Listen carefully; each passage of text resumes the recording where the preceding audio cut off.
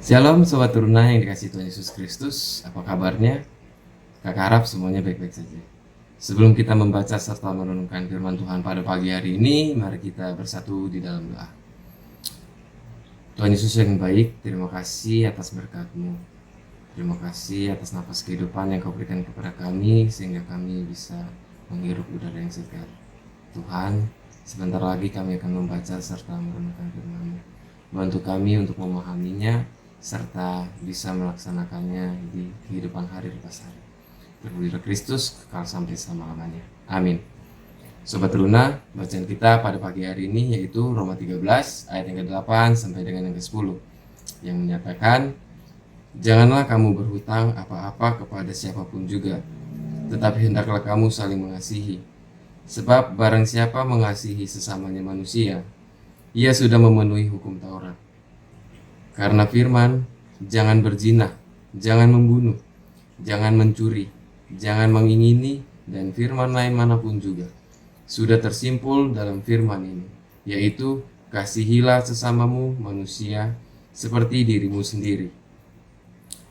Kasih tidak berbuat jahat terhadap sesama manusia.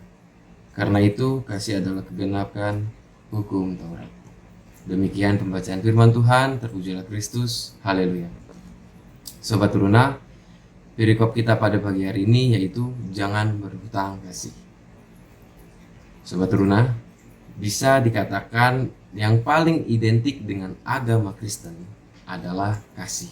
Kenapa? Karena kasih menjadi nasihat yang harus dilakukan oleh orang Kristen.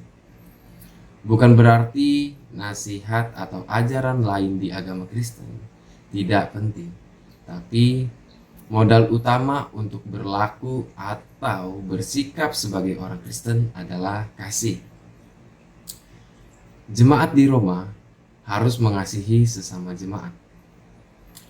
Rasul Paulus mengatakan bahwa kasih itu harus ditunjukkan, jangan ditunda-tunda, jangan tidak dilakukan. Dengan mengatakan, janganlah kamu berhutang apa-apa kepada siapapun juga, seperti tertulis di ayat yang ke-8. Berhutang di sini bisa berarti dua hal. Pertama, berhutang berarti jangan membalas kebaikan seseorang hanya karena dia juga berbuat baik. Jadi akhirnya berbuat baik hanya karena balas budi, bukan karena tulus hati. Yang kedua, sama seperti hutang harus dibayar, maka kasih juga harus dilakukan. Tidak boleh tidak. Jangan sampai jemaat di Roma berhutang perbuatan kasih kepada Allah. Allah sudah memberikan kasih-Nya melalui Kristus. Kasih Kristus itulah yang bisa membuat kita untuk mengasihi sesama dan mengasihi diri sendiri. Rasul Paulus menyebutkan bahwa mengasihi sesama dan diri sendiri yakni dengan tidak melakukan perzinahan, membunuh, ataupun yang lain yang disebutkan dalam 10 firman Allah. Sobat Teruna, mengasihi sesama dan diri sendiri berarti tidak melakukan sesuatu yang bisa merugikan orang lain dan diri sendiri. Sebaliknya harus membawa kebaikan bagi orang lain dan diri sendiri. Misalnya, peraturan dilarang ngebut di jalan umum. Kalau kita ngebut, maka bisa membahayakan nyawa orang lain dan diri sendiri. Berarti berbuat kasih adalah dengan mengendarai kendaraan dengan bijak sambil memperhatikan rambu-rambu lalu lintas.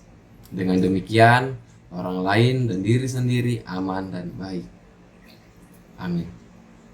Mari kita merenungi firman Tuhan pada pagi hari ini. Kita bersatu di dalam doa.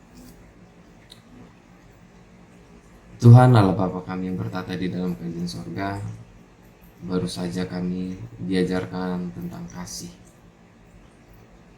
Kasih yang harus kita lakukan, jangan ditunda-tunda. Kiranya Tuhan, apa yang kami renungkan pada pagi hari ini bisa kami terapkan di kehidupan kami hari lepas harinya Tuhan. Begitu juga di kehidupan kami hari lepas harinya, berkati kami sebagaimana kami menjadi seorang pelajar, mahasiswa, ataupun pekerja ya Tuhan. Berikan kami kekuatan, kesehatan untuk bisa beraktivitas di pagi yang indah ini dan hari lepas harinya Tuhan. Terpujilah Kristus kekal sampai selama-lamanya. Amin. Renungan kita pada pagi hari ini telah selesai. Selamat beraktivitas. Tuhan Yesus memberkati.